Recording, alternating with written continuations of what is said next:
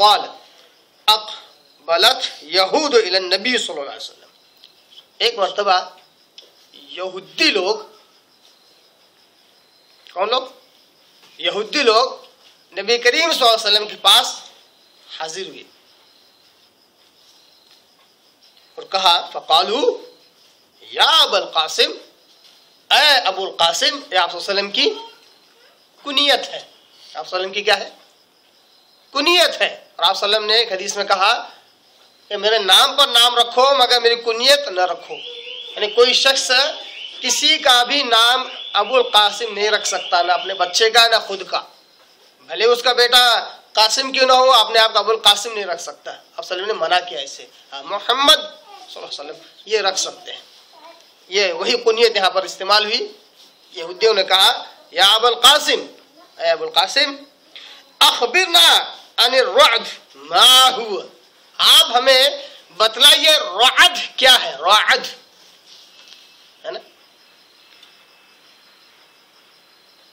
3 سوالات یہاں پر یہودیوں نے کیے ہیں. اس میں سے ایک سوال ان کا یہ بھی تھا کہ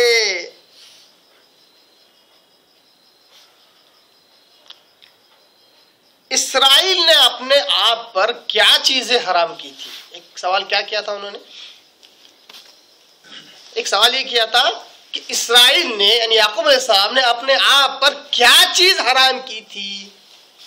کیوں کیا سوال؟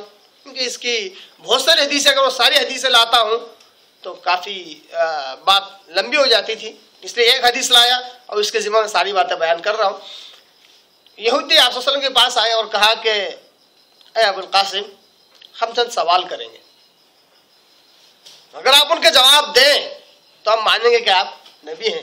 اور یہ وہ سوال ہے جن کا جواب ایک نبی کے علاوہ کوئی نہیں جانتا. جن کا جواب ایک نبی کے علاوہ کوئی نہیں جانتا. تو آپ نے کہا کہ ٹھیک ہے، مجھ سے سوال کرو. تو یہودیوں کے پاس علم تھا کہ اسرائیل نے اپنے آپ پر کیا چیزیں حرام کی تھی. وہ سمجھتے تھے کہ صرف انہی کے پاس علم ہے، کیونکہ یہ وحی کا علم ہے. پچھلا ریکارڈ، ہسٹری ایگزیکٹ اگر معلوم کرنی ہو تو وہ سوائے وحی کے اور کوئی نہیں معلوم سکتی. کیونکہ آج آپ دیکھ سکتے ہیں ہسٹری کے نام پر، تاریخ کے نام پر آج کتنی کچھ چیزیں ہیں جو ساری مکس ہیں. کوئی ایکوریسی نہیں ہے اس میں. ایکوریسی کے قریب ہو سکتا ہے مگر ایکوریسی نہیں ہو سکتی ہے، اس میں صحیح چیز نہیں ہو سکتی ہے. یہ وحی ہے جو ہسٹری بھی اگر بتلائے، تاریخ بھی اگر بتلائے تو اس میں بھی ایکوریسی ہوتی ہے، اس میں بھی صحیح ہوتا ہے، غلط کوئی ملاوٹ اس میں نہیں ہوتا ہے. تو یہودیوں کو یہ غرہ تھا کہ اس بات کا علم صرف ہمارے پاس ہے اور کسی کے پاس نہیں ہے. اور وہ اس بات کا انکار کرتے تھے کہ حضرت محمد مصطفیٰ صلی اللہ علیہ وسلم کے اوپر وحی نازل ہوتی ہے اور اللہ کے نبی ہیں، اس بات کا انکار کرتے تھے. تو کہا کہ ہم چند سوال کریں گے، اگر آپ ان کے جواب دیں تو ہم مان لیں گے کہ آپ اللہ کے نبی. آپ پوچھو. تو یہ وہ حدیث ہم دیکھتے ہیں.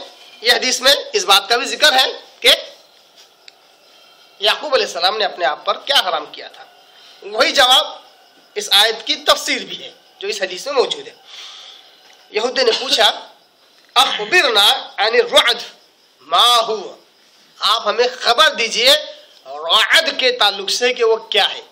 رعد قرآن مجید کا سورہ نمبر 13، سورہ رعد، ایک سورہ بھی ہے سورہ رعد.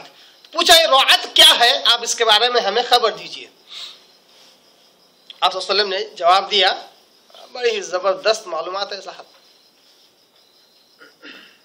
یہ سنن ترمذی حدیث نمبر 3117 3117 صحیح حدیث.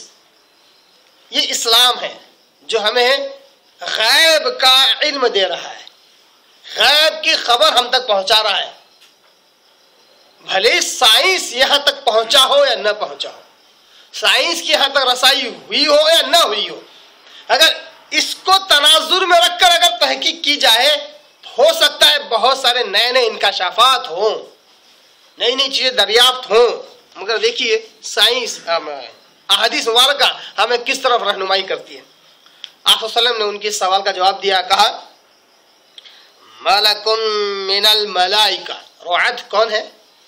ایک فرشتہ ہے فرشتوں میں سے. رعد ایک فرشتوں میں سے ایک فرشتہ ہے، کہ بات تو پہلے ہی معلوم ہو گئی. رعد ایک فرشتے کا نام ہے، یہ فرشتوں میں سے ایک فرشتہ ہے.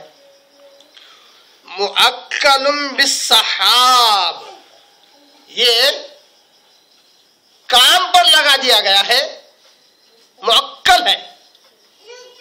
کس کے ساتھ؟ بالسحاب، بادلوں کے ساتھ. یہ رعد فرشتہ بادلوں پر مقرر کر دیا گیا ہے، بادلوں پر مقرر کر دیا گیا. معہ مخاریق من نار، اس کے ساتھ، اس کے ہاتھ میں آگ کے کوڑے ہیں. مخاریق من نار، نار یعنی آگ، آگ کے کوڑے ہیں اس کے ہاتھ میں. یسوق بها السحاب حیث شاء اللہ، انہی کوڑوں سے وہ بادلوں کو ہانکتا ہے اور جہاں اللہ چاہتا ہے وہاں ان بادلوں کو لے جاتا ہے. آپ بتائیے، سائنس کو ہم، سائنس سے اس کو ہم کیسے سمجھیں گے اور کیسے سمجھائیں گے ہم؟ کافی زبردست تفصیل اس میں بیان کی گئی ہے. اس حدیث کو بار بار یہ جو میں کہہ رہا ہوں کہ صحیح ہے، سنن ترمذی کی حدیث ہے، حدیث نمبر اس لیے کہہ رہا ہوں کیونکہ اس سے پہلے میں نے کہا تھا کہ بعض داعیوں میں ایک قسم کی بیماری پیدا ہو گئی کہ وہ جب اسلام کو پیش کرنے جاتے ہیں تو پہلے دیکھتے ہیں کہ عقل میں فٹ ہو رہی ہے نہیں ہو رہی ہے. عقل میں فٹ ہو رہی ہے، عقل میں اگر اتر رہی ہے تو اس کو پیش کرتے ہیں غیر مسلم کے آگے، اگر نہیں اتر رہی ہے تو اس کو پیش نہیں کرتے ہیں. کہتے ہیں لوگ اعتراض کریں گے تو ہم کیا جواب دیں گے، کیونکہ یہ اصول ہی غلط ہے. چاہے ہماری عقل میں بیٹھے نہ بیٹھے، جس کے آگے ہم اسلام پیش کر رہے ہیں اس کو سمجھ میں آئے یا نہ آئے، ہمارا اسلام ہمارا ہے، جوں کا توں پیش کیا جائے. اس لیے پیدا صلی اللہ علیہ وسلم نے ایک بڑی زبردست حدیث مجھے یاد آتی ہے. آپ صلی اللہ علیہ وسلم نے کہا، بخاری مسلم کی حدیث، آپ صلی اللہ علیہ وسلم کہتے ہیں کہ میری باتوں کو جوں کا توں دوسروں تک پہنچاؤ.